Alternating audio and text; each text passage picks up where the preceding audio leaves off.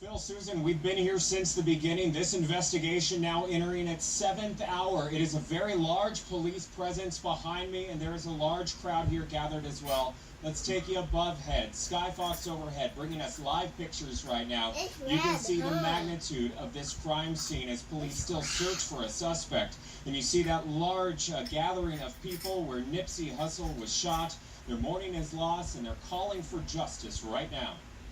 Oh my God, you can just see Hussle. Are you serious? Are you serious? A community grieving after a beloved local rapper is murdered. I hope so.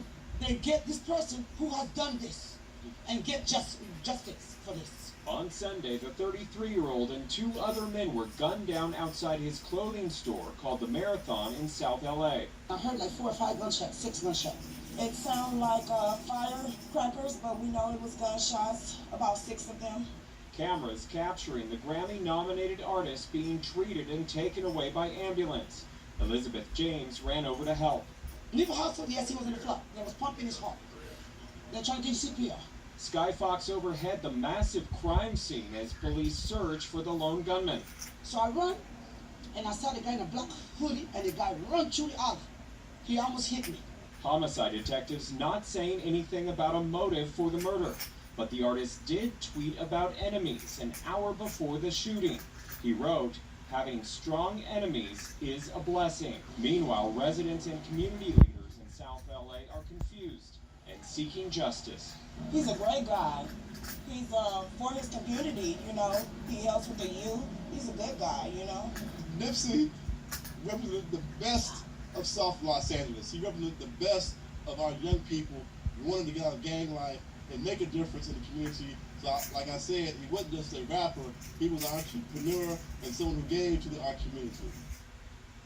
Back out here live, a large police presence. They're still searching for that gunman. Anyone with any information being asked to call detectives right now. Now, as we pan over this crowd, we saw a lot of candles there. This candlelight vigil also growing right now. Family and friends really mourning a loss in this community. We have Leah Uko continuing our team coverage here on Fox 11. Leah, how is it where you are?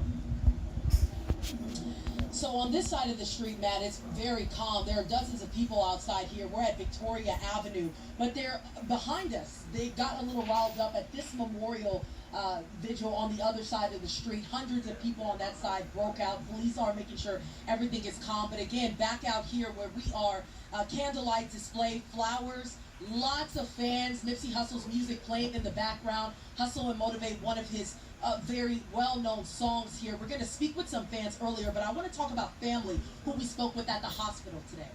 We spoke with them off camera. They said that Nipsey Hussle's father asked that they don't speak on camera out of respect of the family because they were trying to grieve and take all this in at the moment. But we did speak with 2 fans about what Nipsey Hussle meant to them, why they're devastated about the shock and the irony that the very block where he was helping revamp to prevent crime from happening, crime happened to him. Here's what they had to say. Why would someone want to do that? Somebody who's giving back. It's, you know, in spite of what people may think, he's doing what most people who make it, they don't come back.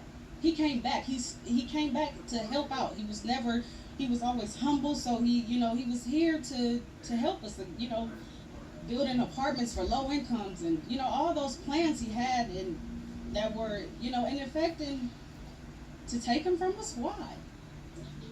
I listen to him every day. Every day. For years. We have to continue on everything that he was doing, teaching ourselves how to work together, having our own stuff, buying up our own hoods. If you're really from there, then you need to own it. Teaching community ownership. Teaching each other how to have respect and humility, how to be understanding, and how to truly be role models for your community. And we're going to speak with some people who are here at this memorial, but I've got to say, as a fan myself, hearing his music right now, it's extremely devastating.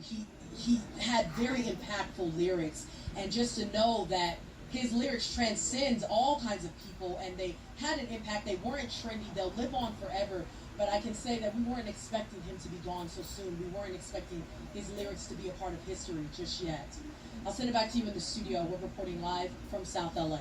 Leah Uko, Fox 11 News. All right, Leah. And Leah interviewed Nipsey Hussle to reveal his entrepreneurial side. You heard a little bit about that. Stay with us. You will see that story, and it might make you better understand why the Crenshaw community and South LA recognizes his death as such a great loss.